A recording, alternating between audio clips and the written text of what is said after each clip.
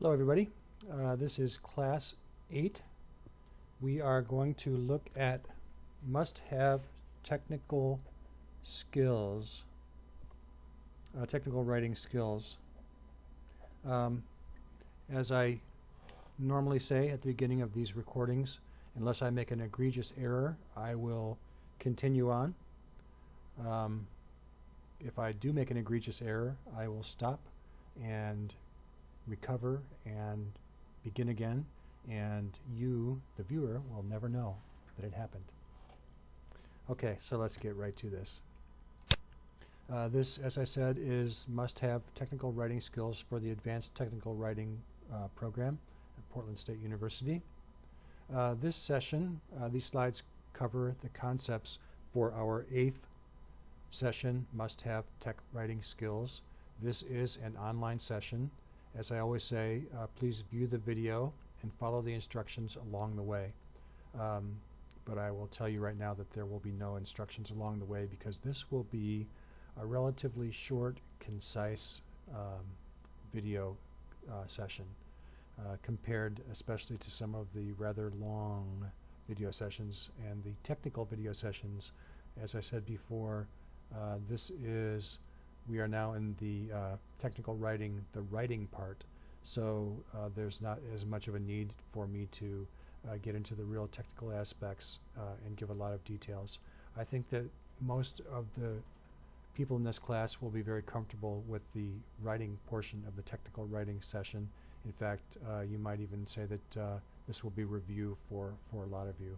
Nonetheless, it's very important, so we will talk about these must-have technical writing skills. As always, I will start off with a reminder of what to read for next week and what we will cover this week. So this week is the online session, must-have technical writing skills, clear, accurate, concise, complete documentation, writing best practices, and some writing intangibles. And for today's reading, even though I didn't say to read chapter 6, I said to read chapters 3, 5, and 8. I will be referring to some of the best practices from chapter 6. Chapter 6 is a very short chapter, so it will not hurt that you haven't read chapter 6 before viewing this video, but I would recommend go ahead and, it's a short chapter, go ahead and read it after this video or even before this video. It will be useful. I'll try not to forget reading assignments going forward, but I think this is going to be okay. Next week will be a very important class. It'll be our last in-class session, and it will be around putting the customer first. So in order to be prepared for that, please ahead of time read from our textbook chapters 7 and 10. What we'll also do is we will make sure that everybody is prepared for success with the final project. I will go over once again exactly how to do the final project. I know we went over that last time in class, and most of you were able to have success, but I think there are maybe a few people who didn't get through that, so I will be prepared to walk anybody who needs help through how to complete the final project. So please come prepared with your questions or on the final project or any of the concepts or tools that we've gone over in class so far. This will be a good day for you, since it will be our last session together, to make sure that you have me in the room and you're able to ask any questions or get help with anything that you've been struggling with. Okay. But that's next week. Let's get back to this week. In this session, we will cover the qualities of a good technical writer, the qualities of good documentation, and, as I said, some best practices. And like I said, I think this will probably be review for many of you, but hopefully there will be some good nuggets here as well. And of course, some of this will be in the final exam as we've grown, as you've noticed the cadence. Each quiz or each exam we'll have all of the stuff that we learned before and were tested on before, either in quizzes or a midterm exam, plus the whatever's new since the last test. Okay, so the qualities of a good technical writer. Good technical writers have traits, and some of the traits that are important in good technical writing are are beyond just being a good writer. So, as I said before, being a good writer is just a given these days. You have advanced this far in your academic careers by being good writers. I've noticed that the writing that I've observed in past projects and in the opportunities that I've had to see your writing, it's all good. So that would be expected. Traits that make a good technical writer are a little bit beyond that. A good technical writer should have a natural curiosity. How do things work? How do things get accomplished? What is the to have a good natural curiosity about the subject matter that you're writing about.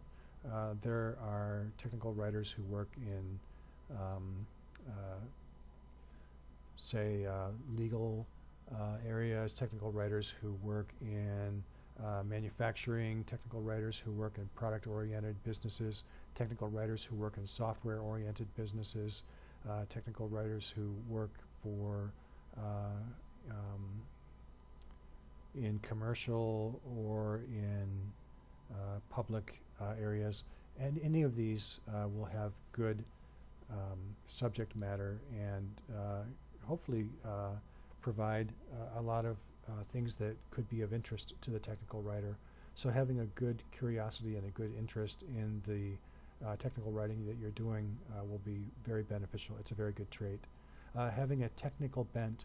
Remember at the beginning of the class we said that this class itself, if you think of technical writing as technical on one end of the continuum and writing on the other end of the continuum, this class, advanced technical writing, is far more heavily weighted in the technical end than the writing end. But still, technical in the writing end is important too. So having a natural, I used natural in the last bullet, so having a technical bent, being able to, or being interested in the technical aspects of how things work, math, science, these kinds of things, not shying away from learning how products work or how the legal brief works or how the product works or how the software works. I think I said product twice. That's all very, those are good traits. Being flexible is a very important trait for a technical writer. In technical industry, things change at the speed of the internet, one might say, or at the speed of technology. And technology is just growing so rapidly and in such a way that it's hard to keep up. A good technical writer has the trait of flexibility such that if you are thinking that you are going in with a certain assignment on a certain topic, you must be ready to pivot when the assignment changes and the topic changes and technology changes right out from under you in real time. Another trait is to be detail-oriented, not to be confused with what some people say detail-orientated, which I find to be a very funny word. Be detail-oriented. That means that this is technical information that you're writing about, so the details really matter. We'll go over more of that in best practices. And then speed versus quality. So one of the hardest things to let go as a writer, as a good writer, is when to know how to not let perfection stand in the way of good. Perfect is what we all strive for, but good is what they're paying us for, especially in the area of technical writing. It has to be, the quality has to be so, the bar needs to be set that it is, the writing is clear, concise, and accurate, but it doesn't need to be entertaining or an example of perfect writing. So another quality of a good technical writer is to have the appropriate attitude. Now, attitude is something that is kind of ambiguous, and a lot of people use that word in a lot of different ways. But I think that the way we should use attitude in this technical writing class, advanced technical writing, would be these two asterisks here that are taken directly from the website shown below, attributed to below. A mental position with regard to a fact or a state of mind. An example would be a helpful attitude, or a feeling or emotion toward a fact or state. That could be a negative attitude or an optimistic attitude. So attitude matters. One of the things that I talk about when I teach all of my classes, or one of the things that I point out, is that I'm not necessarily an traditional academic instructor. I come from the corporate world. My day job is in the corporate world. So I see that this thing, attitude, is something that is just, it's amazing to me that more people don't just naturally understand this, and that it actually has to be spelled out. Having a good attitude, having a positive attitude, having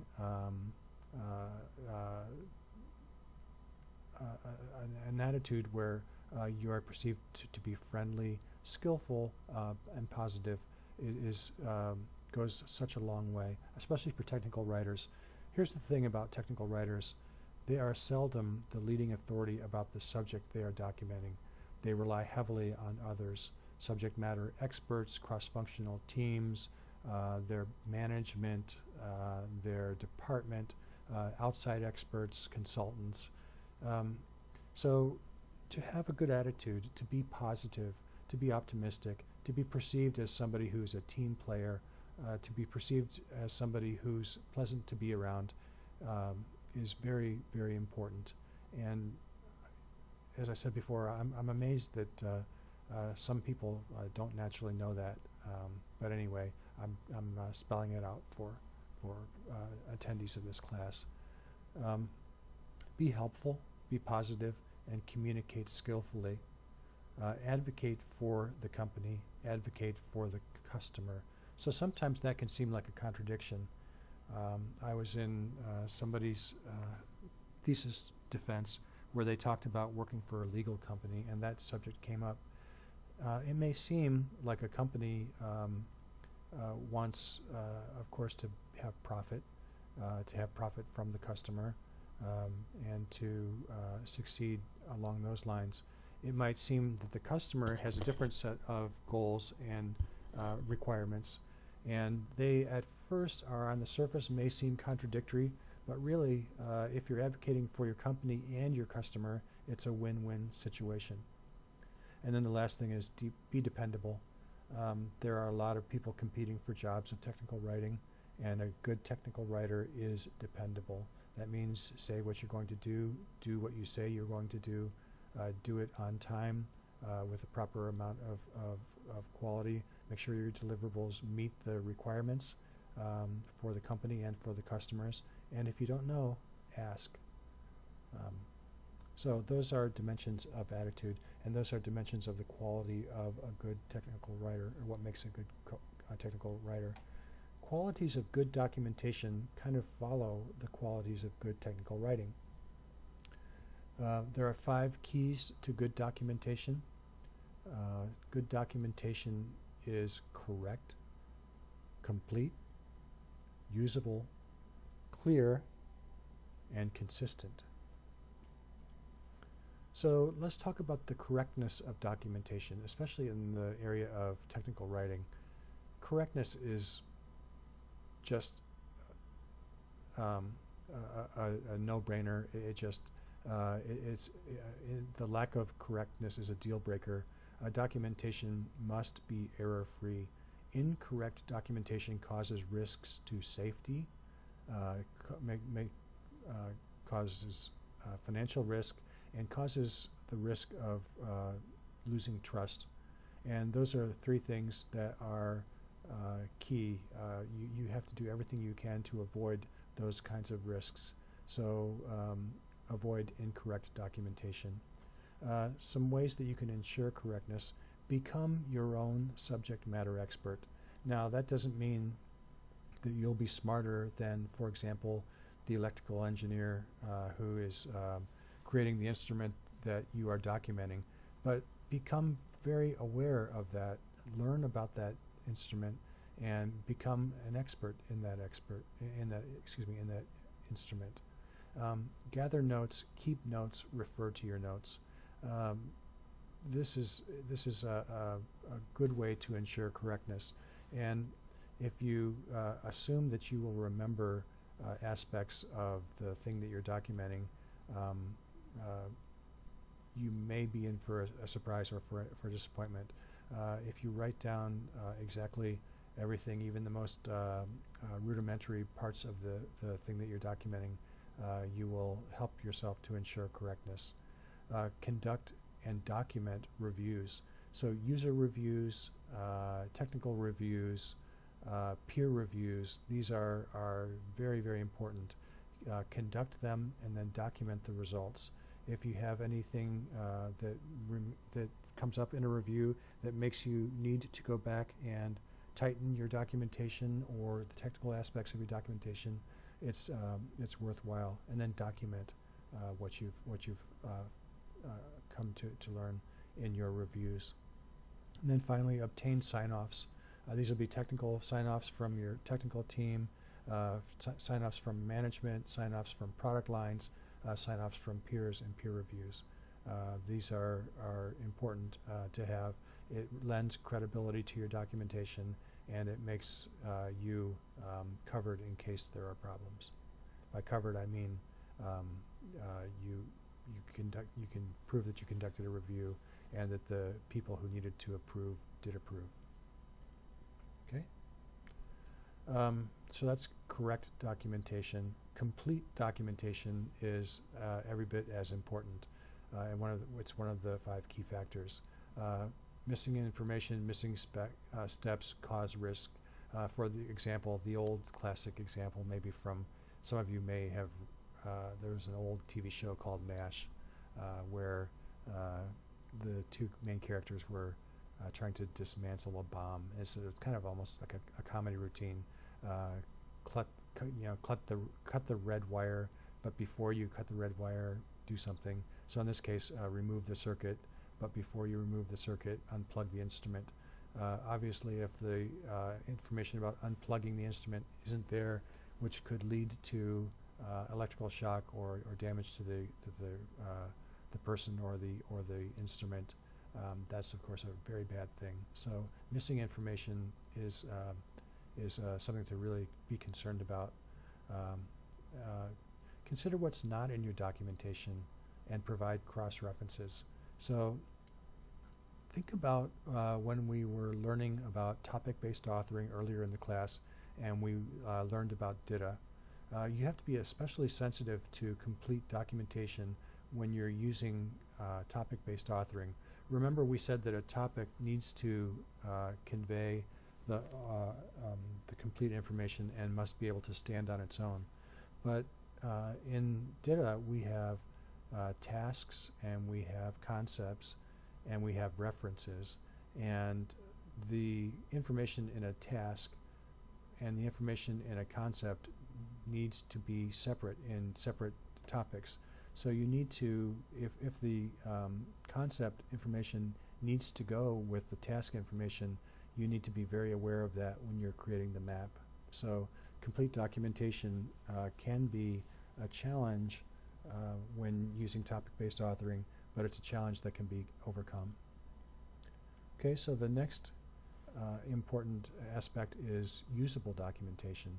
So documentation must be accessible and user-friendly. Users must be able to find the correct documentation. For example, if you're considering a website, can a user easily navigate to it? Does it show up in a search? There are ways that we can make sure that both of those things happen. So usable documentation in this case, if we're talking about websites, doesn't only refer to the content, but can also refer to the metadata that would aid in a document showing up in a search. These days, technical writers are more than just are expected to be able to provide not just good content for the documentation, but also good metadata for the document to be useful and usable and discoverable and findable. Documentation must be easy to use. For example, it helps if it's in the reader's language, but if it's not in the reader's language, then it has to be very simple, and we'll talk a little bit later about ways of ensuring that the content is easy to read and simple for people who may not be reading in their mother tongue. Okay, clear documentation. So clear documentation is very important. Clear writing discourages flowery or elegant language. Clear documentation draws no attention to the language or to the author. Clear writing gets right to the point. So you need to eliminate unnecessary words, use concise words and concise sentences. Some people say use short words and short sentences. I think concise is a little bit better than short. Okay, and then the last important factor is consistency. Consistent documentation is very important. So let's take a look at this example of something that maybe suffers from not being consistent. And this is just a made-up portion of say a user manual. One must make certain the truck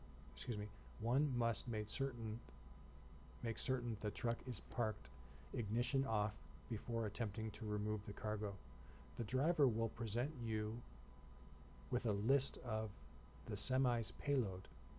The 18-wheeler will then be ready for its next freight.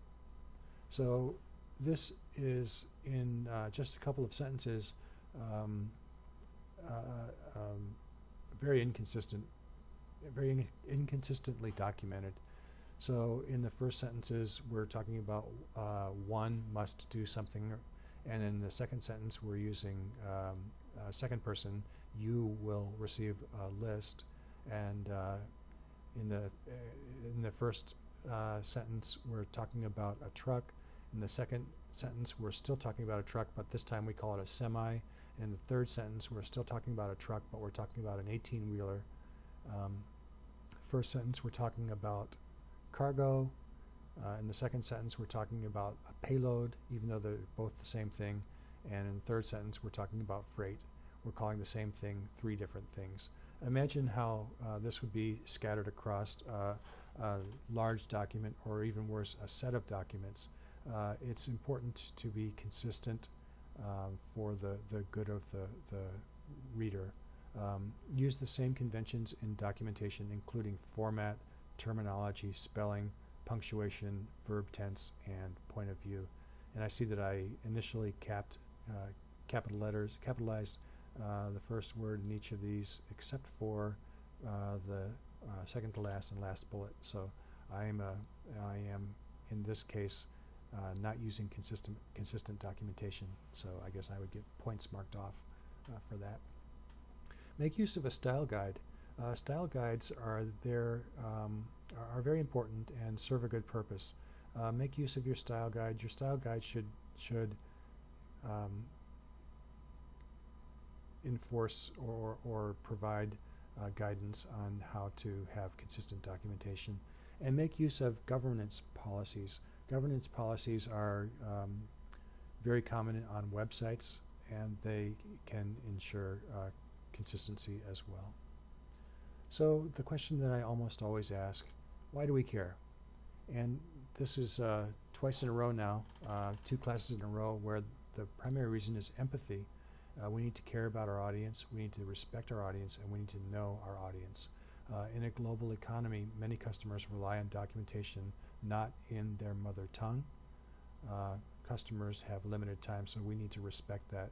If they're admiring our flowery language, the example that I showed a few slides earlier, maybe if you're doing creative writing, using different terms to keep the writer, or excuse me, to keep the reader from becoming bored with repetition might be a good idea.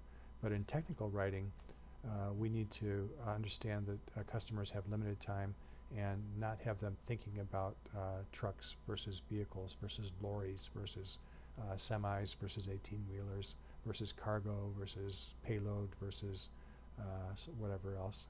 Their time is limited, and they need to get the information that they want exactly when they want it, and move off to their next very important thing to do.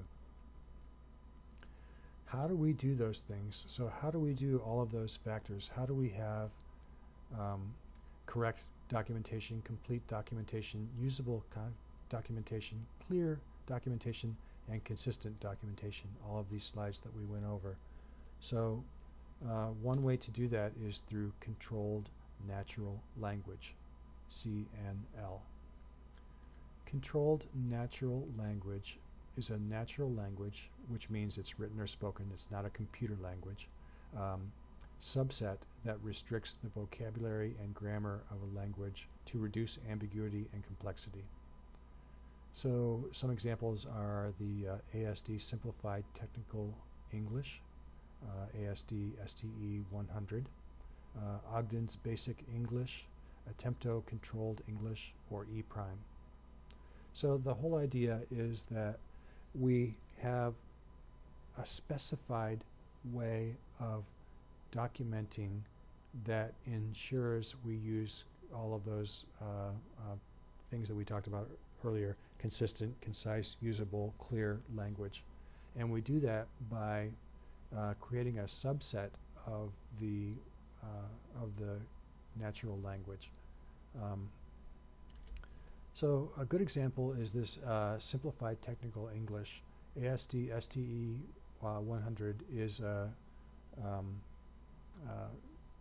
specification originally used in the aerospace industry, and it's a subset of English. Its goals are to reduce ambiguity, improve the clarity of the technical writing, make human translation easier, faster, and less expensive, or to facilitate computer-assisted translation and machine translation.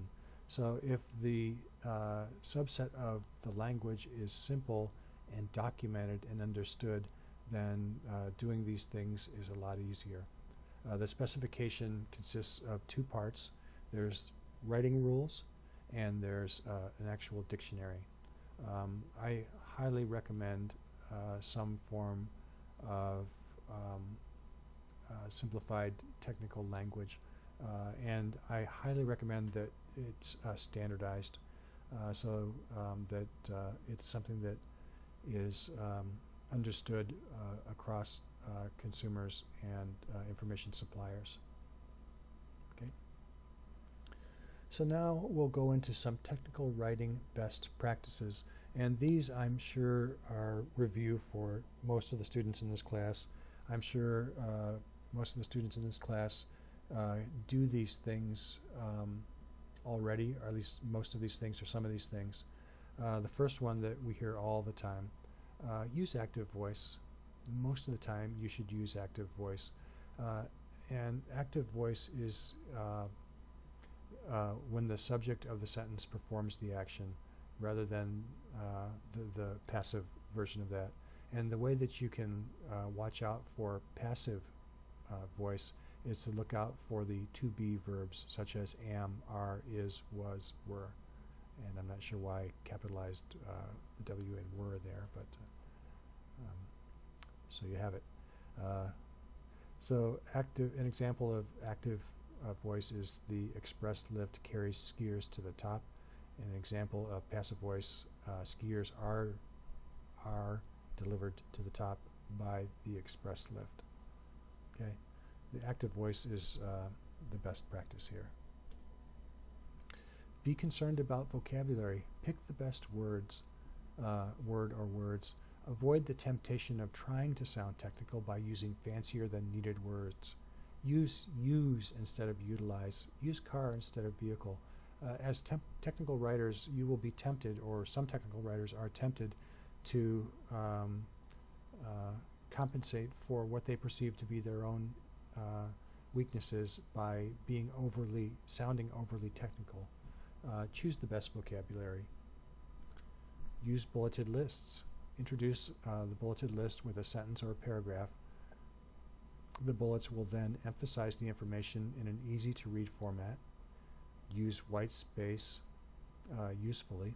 Create useful white space, I guess is another way of saying that. And then group items thematically. Bulleted lists are good ways of dealing with readers' I was going to say short attention span, but having empathy for the reader, understanding that their time is important, and bullets can give them just the information they need, just when they need it. Another important aspect of good technical writing, a best practice, is to deal with, to try to provide gender-neutral language.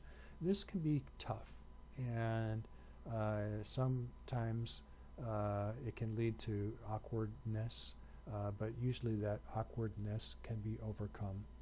But it's important. We don't want to use the historic convention of using male pronouns to mean a person of either gender. Again, empathy. We need to use a gender-neutral way of language that is respectful. Avoid the overuse of some of these customs that we've seen lately by continuously saying he or she or he, or his or hers, or this he slash she, or s/he. These are maybe gender neutral, but they're not really examples of good writing. There are better ways to make sure that you utilize this best practice. Use this best practice. Be careful of plural pronouns. So in some cases, plural pronouns provide an effective gender-neutral language. They, them, their. That's generally, it works a lot of the time, but in some cases it can be kind of awkward. Probably the best way that I've seen to ensure general neutral language is to avoid third person. Speak directly to the reader. So if you're in third person, you're saying he, she, it. If you're speaking directly to the reader, sometimes called second person, you're addressing them directly as you. And that is, from my point of view, the best way of ensuring general neutral language that I've seen. So this concludes the Class 8 materials. We talked about the importance or the must-have skills for technical writing. This has, as I said, been a shorter session. Hopefully you can use this extra time to maybe take a look at the deliverable, the final deliverable, the Acquia Cloud Drupal 8 website. Again, I will be available to make sure that everybody has everything they need to be successful in that. So I would advise that because I've given you a very short session today, use the saved time to make sure that the final deliverable is going to meet the requirements. Again, please ask me any questions that you have. So thank you very much, and have a great day.